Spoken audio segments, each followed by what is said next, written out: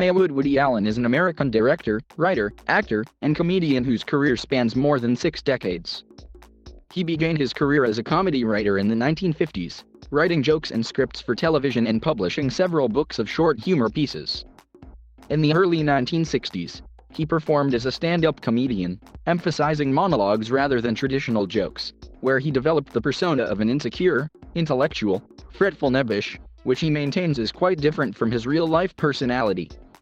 In 2004, Comedy Central ranked Allen fourth on a list of the 100 greatest stand-up comedians, while a UK survey ranked Allen the third greatest comedian. By the mid-1960s, Allen was writing and directing films, first specializing in slapstick comedies before moving into dramatic material influenced by European art cinema during the 1970s, and alternating between comedies and dramas to the present. He is often identified as part of the new Hollywood wave of filmmakers of the mid-1960s to late 1970s. Allen often stars in his films, typically in the persona he developed as a stand-up. Some of the best known of his over 50 films are Annie Hall, Manhattan, Hannah and Her Sisters, Crimes and Misdemeanors, and Midnight in Paris. In 2007, he said Stardust Memories, The Purple Rose of Cairo, and Matchpoint were his best films. Critic Roger Ebert described Allen as the treasure of the cinema. Allen has received many accolades and honors. He has won 4 Academy Awards, 3 for Best Original Screenplay and 1 for Best Director. He also garnered 9 British Academy Film Awards. His screenplay for Annie Hall was named the funniest screenplay by the Writers Guild of America in its list of the 101 funniest screenplays. In 2011, PBS televised the film biography Woody Allen, a documentary on its series American Masters.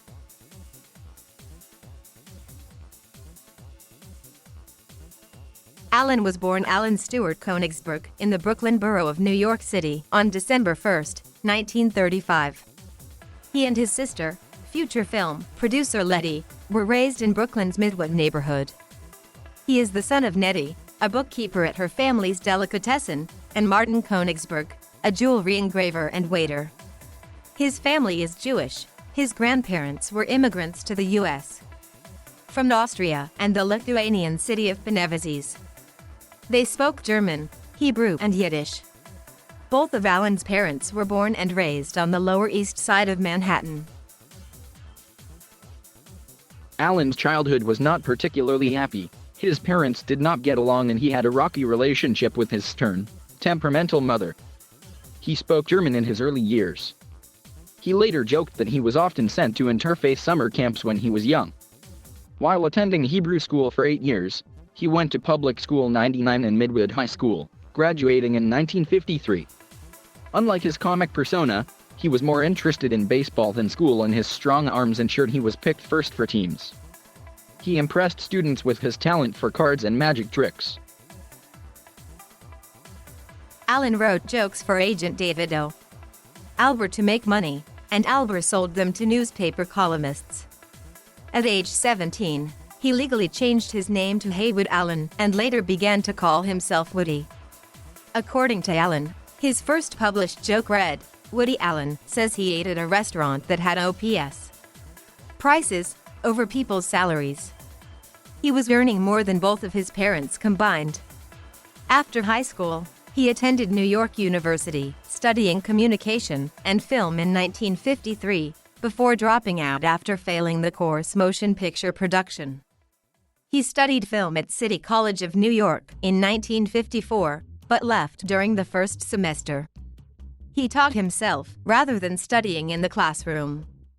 He later taught at the New School and studied with writing teacher Leho Sigrid. P.74.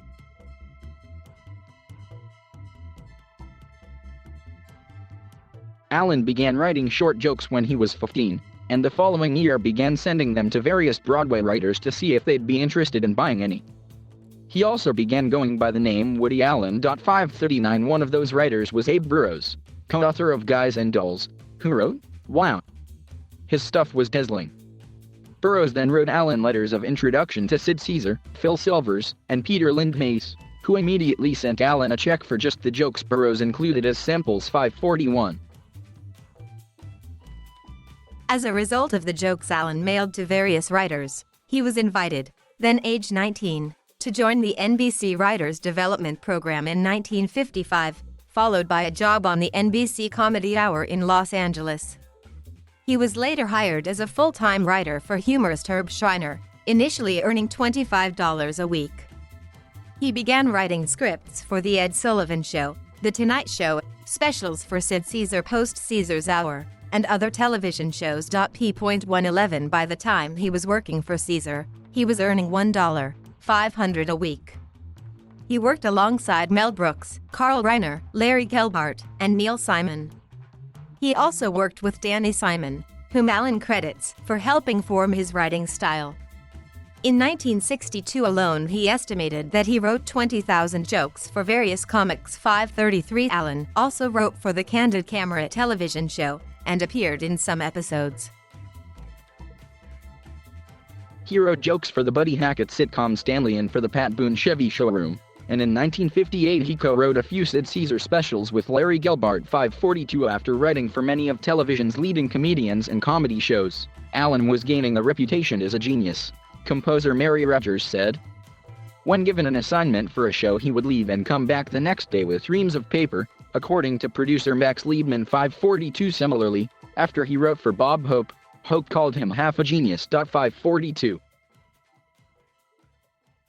His daily writing routine could last as long as 15 hours, and he could focus and write anywhere necessary. Dick Cavett was amazed at Allen's capacity to write. He can go to a typewriter after breakfast and sit there until the sun sets and his head is pounding, interrupting work only for coffee and a brief walk, and then spend the whole evening working. 551 When Allen wrote for other comedians, they would use 8 out of 10 of his jokes. When he began performing as a stand-up, he was much more selective, typically using only 1 out of 10 jokes. He estimated that to prepare for a 30-minute show, he spent 6 months of intensive writing. 551 He enjoyed writing, however, despite the work. Nothing makes me happier than to tear open a ream of paper. And I can't wait to fill it. I love to do it. 551 Allen started writing short stories and cartoon captions for magazines such as The New Yorker. He was inspired by the tradition of New Yorker humorists as J. Perelman, George S. Kaufman, Robert Benchley, and Max Schulman, whose material he modernized. His collections of short pieces includes Getting Even, Without Feathers, Side Effects, and Mere Anarchy. His early comic fiction was influenced by the zany, pun-ridden humor of S.J. Perelman. In 2010, Allen released audio versions of his books in which he read 73 selections. He was nominated for a Grammy Award for Best Spoken Word Album. From 1960 to 1969, Allen performed as a stand-up comedian to supplement his comedy writing. His contemporaries during those years included Lenny Bruce, Shelley Berman, the team of Mike Nichols and Elaine May, Joan Rivers and Mort Saul, his personal favorite. Comedy historian Gerald Nachman notes that Allen, while not the first to do stand-up, would eventually have greater impact than all the others in the 1960s, and would redefine the meaning of stand-up comedy. He helped turn it into biting, brutally honest satirical commentary on the cultural and psychological tenor of the times. 525 After Allen was taken under the wing of his new manager, Jack Rollins, who had recently discovered Nichols and May, Rollins suggested he perform his written jokes as a stand-up. Allen was resistant at first, but after seeing Mort Sahl on stage, he felt safer to give it a try. I'd never had the nerve to talk about it before. Then Mort Sahl came along with a whole new style of humor, opening up vistas for people like me. 545 Allen made his professional stage debut at the Blue Angel nightclub in Manhattan in October 1960, where comedian Shelley Berman introduced him as a young television writer who would perform his own material. 545 His early stand-up shows with his different style of humor were not always well received or understood by his audiences. Unlike other comedians, Allen spoke to his audiences in a gentle and conversational style, often appearing to be searching for words, although he was well rehearsed. He acted normal, dressed casually, and made no attempt to project a stage personality. And he did not improvise. I put very little premium on improvisation. He told Stutz Terkel 532 his jokes were created from life experiences, and typically presented with a dead serious demeanor that made them funnier. I don't think my family liked me. They put a live teddy bear in my crib 533. The subjects of his jokes were rarely topical, political, or socially relevant. Unlike Bruce and Saul, he did not discuss current events such as civil rights, women's rights, the Cold War, or Vietnam. And although he was described as a classic Nevish, he did not tell Jewish jokes. Comedy screenwriter Larry Gelbart compared Allen's style to Elaine May. He just styled himself completely after her. He said 546 like Nichols and May, he'd often made fun of intellectuals. Television talk show host Dick Cavett, who was among the minority who quickly appreciated Allen's unique style, recalls seeing the audience at the Blue Angel mostly ignore Allen's monologue. I recognized immediately that there was no young comedian in the country in the same class with him for sheer brilliance of jokes, and I resented the fact that the audience was too dumb to realize what they were getting. 550. It was his subdued stage presence, while initially unappreciated, that eventually became one of Allen's strongest traits, explains Nachman. The utter absence of showbiz veneer and shtick was the best shtick any comedian had ever devised. This uneasy on-stage naturalness became a trademark 530 when he was finally noticed by the media. Writers like the New York Times' Arthur Gill described Allen's Nevish quality as Chaplin-esque and refreshing. Allen developed an anxious, nervous, and intellectual persona for his stand-up act, a successful move that secured regular gigs for him in nightclubs and on television. He brought innovation to the comedy monologue genre, and his stand-up comedy is considered influential. Allen first appeared on The Tonight Show starring Johnny Carson on November 1, 1963, and over 9 years his guest appearances included 17 in the host's chair. He subsequently released 3 LP albums of live nightclub recordings, the self-titled Woody Allen, Volume 2, and the third Woody Allen album, recorded at a fundraiser for Senator Eugene McCarthy's presidential run. In 1965, Allen filmed a half-hour comedy special in Great Britain for Granada Television, The Woody Allen Show. It is the only complete stand-up show of Allen's on film. In 1967, Allen hosted a TV special for NBC, Woody Allen Looks at 1967. It featured Liza Minnelli, who acted alongside Allen in some skits, Aretha Franklin, the musical guest, and conservative writer William F. Buckley, the featured guest. In 1969, Allen hosted his first American special for CBS television, The Woody Allen Special, which included skits with Candice Bergen, a musical performance from The Fifth Dimension, and an interview between Allen and Billy Graham. In 1966, Allen wrote an hour-long musical comedy television special for CBS, Gene Kelly in New York, New York. It focused on Gene Kelly in a musical tour around Manhattan, dancing along such landmarks as Rockefeller Center, the Plaza Hotel and the Museum of Modern Art, which serve as backdrops for the show's production numbers. Allen appeared in the special alongside Kelly.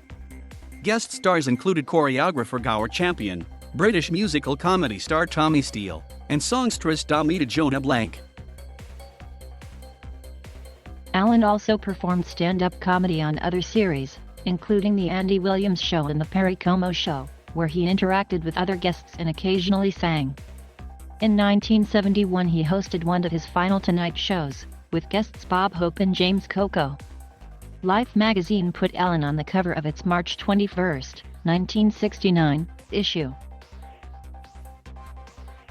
In 1966, Allen wrote the play Don't Drink the Water.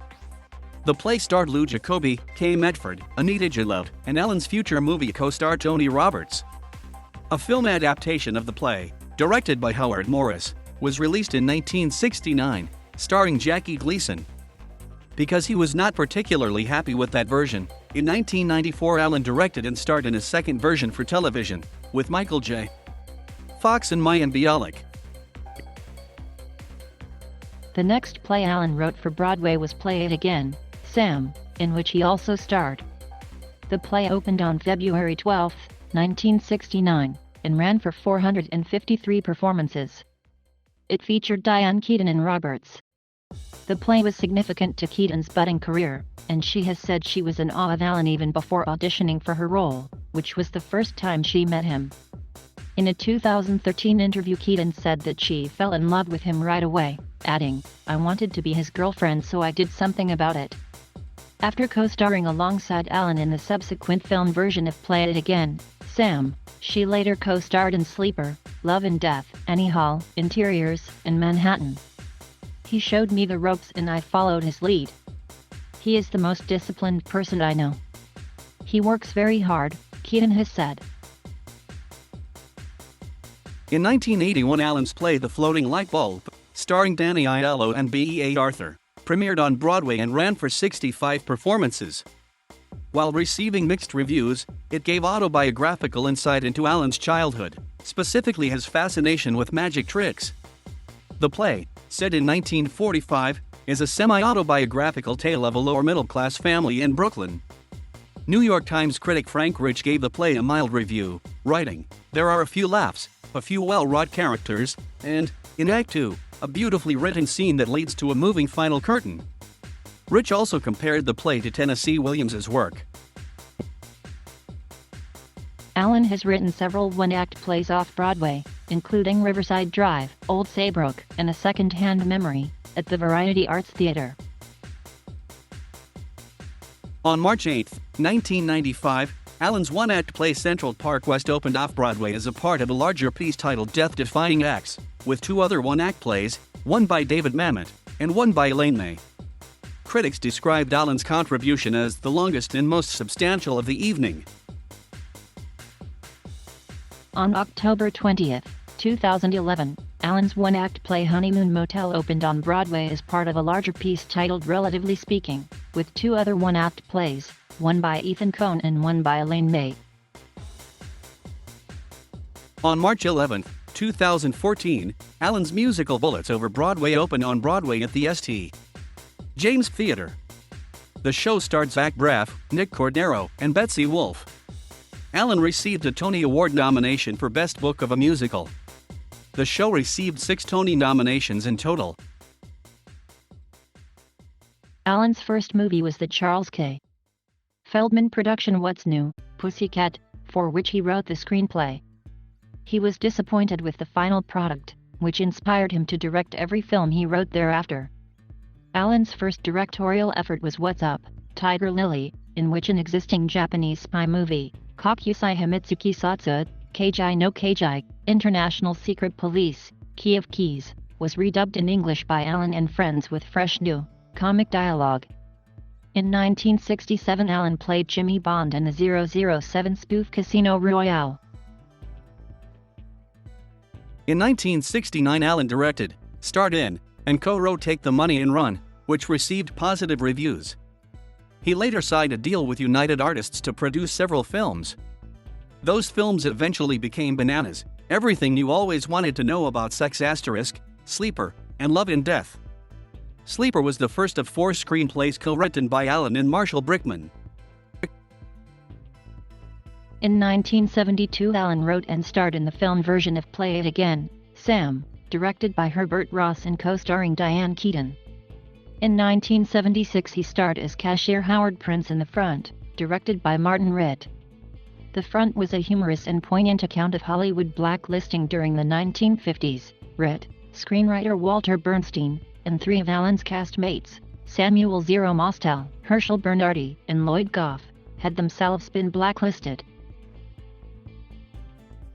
Then came 2 of Allen's most popular films, Annie Hall and Manhattan.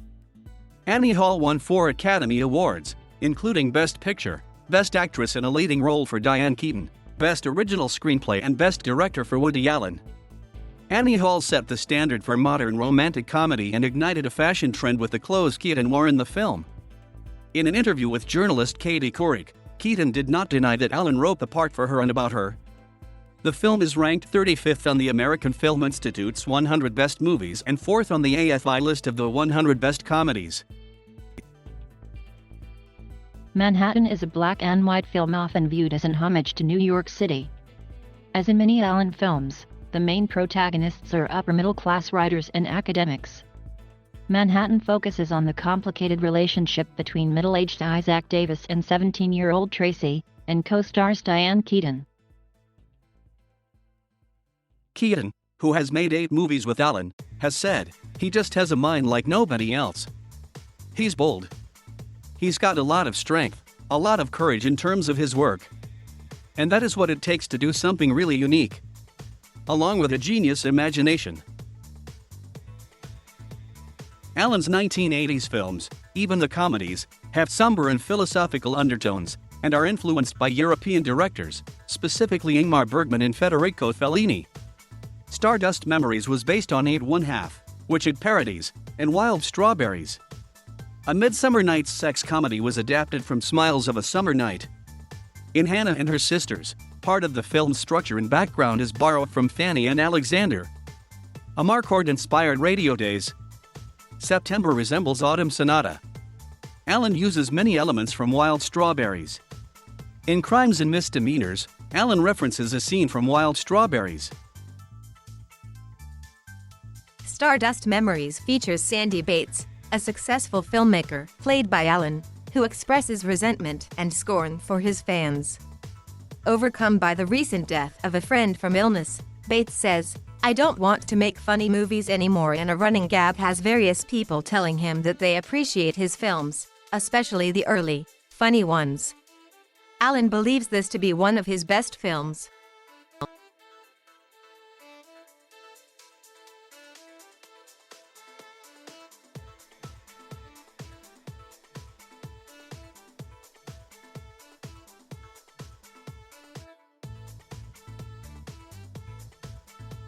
Thank you for watching. Please subscribe.